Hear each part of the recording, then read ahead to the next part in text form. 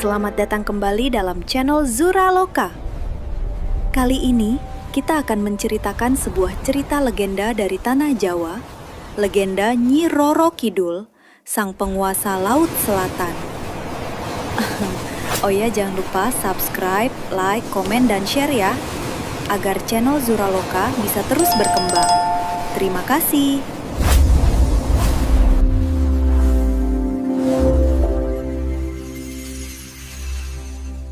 Pendopo istana yang sejuk, Dewi Kandita duduk bersimpuh di hadapan ayahnya. Bukan sekedar melaporkan, ia tengah berdebat dengan Prabu Siliwangi tentang sistem irigasi baru untuk ladang di selatan.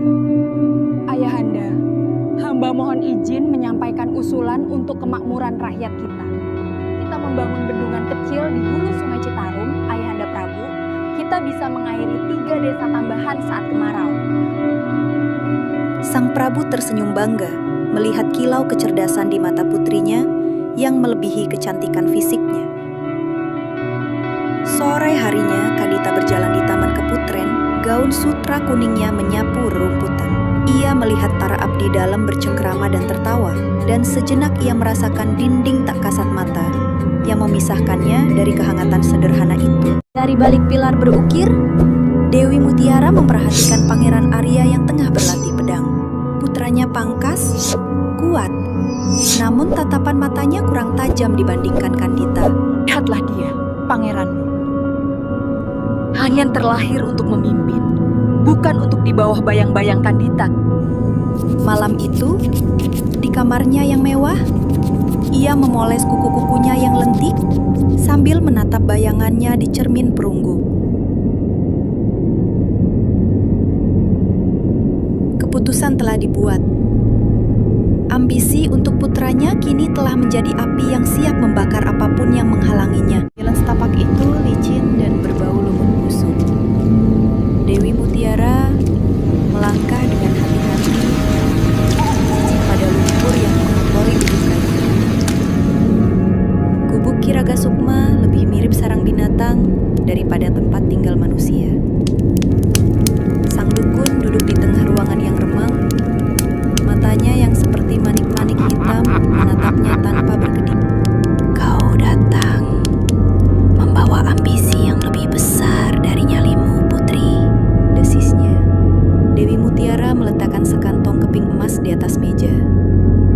Kiraga Sukma tertawa serak. Emas bisa membeli racun, tapi untuk kutukan yang rusak takdir, aku butuh lebih dari itu. Aku butuh sumpahmu. Semuanya dimulai dari satu bercak kemerahan di punggung sang permaisuri yang dikira hanya gigitan serangga. Namun bercak itu menyebar, menjadi luka yang tak kunjung kering. Dewi Kandita dengan sabar menyeka luka ibunya dengan air rebusan daun sirih. Hatinya pedih melihat sang permaisuri menahan sakit dalam diam. Aroma wangi melati di kamar ratu kini berganti dengan bau anyir yang samar. Kandita merasakan hawa dingin yang aneh merayap di dalam istana.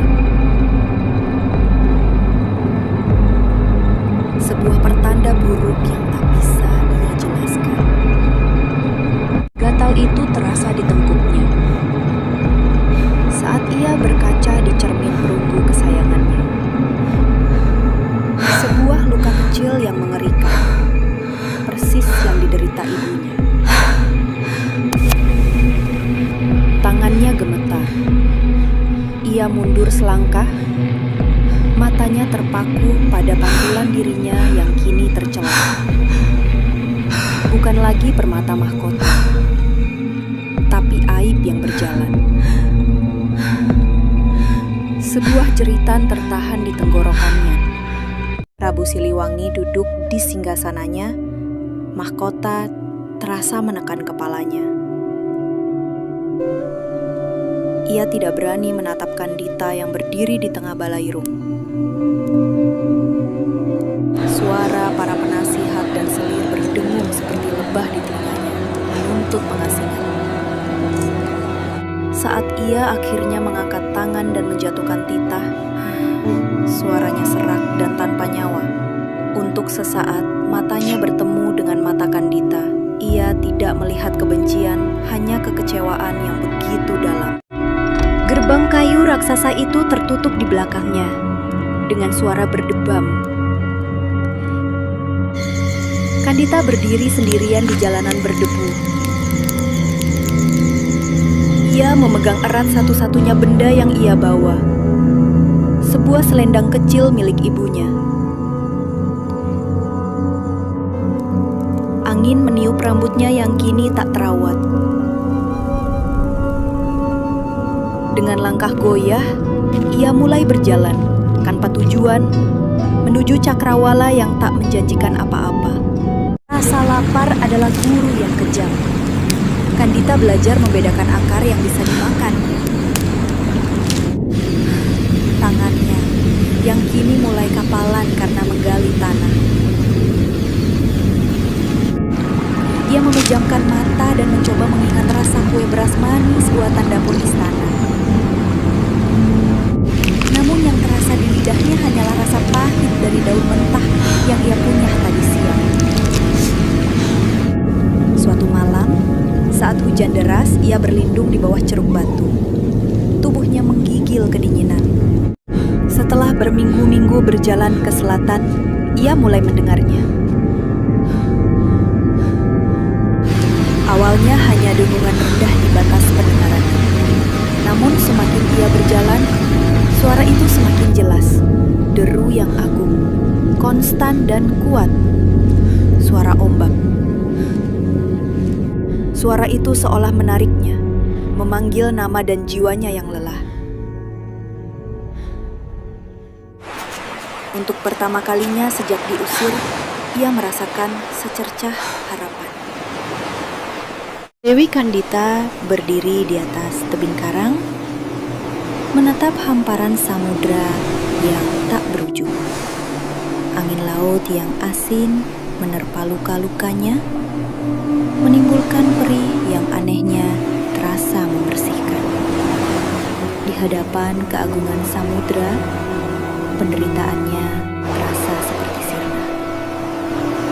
Untuk pertama kalinya, ia tidak merasa sedang melarikan diri, melainkan telah tiba di rumah. Dan ia duduk di atas batu yang dihangatkan matahari. Dewi Kandita berdiri di atas tebing karang. Bisikan itu datang.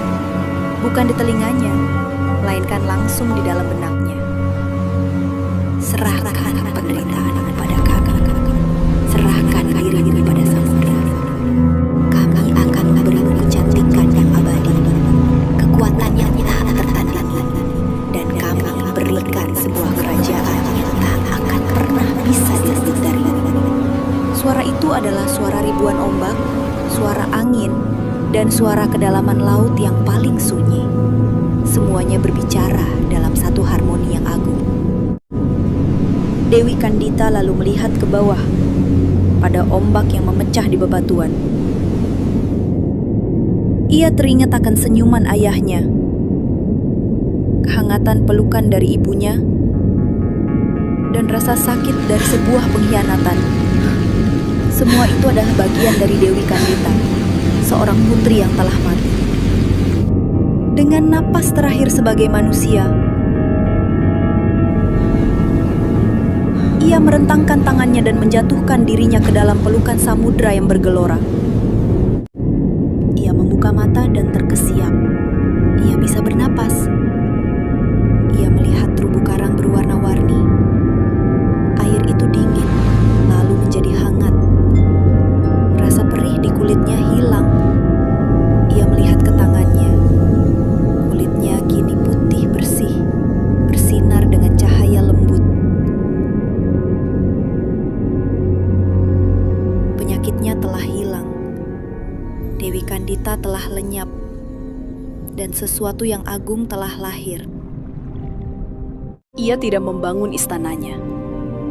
Istana itu yang menemukannya. Sebuah istana megah yang terbuat dari karang hidup, mutiara, dan cahaya bulan yang membeku. Ia duduk di singgasana yang terbuat dari karang biru, dan ia merasakan kekuatan arus dan pasang surut mengalir di dalam dirinya.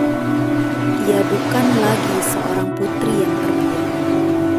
Ia adalah ratu.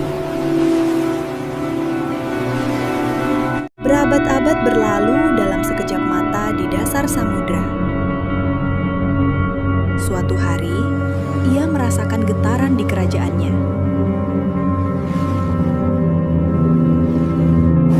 Bukan getaran gempa bumi, melainkan getaran dari tekad seorang manusia di daratan. Seorang pria bernama Panembahan Senopati tengah bersemedi, memohon kekuatan untuk menyatukan tanah Jawa. Nyi Roro Kidul merasakan ambisi pria itu. Sebuah api yang begitu kuat hingga panasnya terasa sampai ke dasar samudra. Ia muncul dari dalam ombak. Gaun hijau zamrudnya berkilauan di bawah sinar bulan. Panembahan Senopati tidak menunjukkan rasa takut, hanya rasa hormat. Aku datang bukan untuk meminta. Aku datang untuk menawarkan persekutuan, kata Senopati tegas.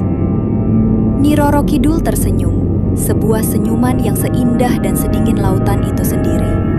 Tanah Jawa akan tunduk padamu, dan sebagai imbalannya, kau dan keturunanmu akan selamanya menjadi mempelai samudera. Penguasa daratan akan selalu terikat pada penguasa lautan. Itulah cerita singkat mengenai legenda Nyi Roro Kidul, sang penguasa laut selatan. Nyi Roro Kidul bukan hanya cerita. Dia adalah ombak. Dia adalah badai. Dia adalah samudra itu sendiri. Bagaimana ceritanya? Seru kan ceritanya? Tunggu kisah-kisah legenda menarik selanjutnya ya.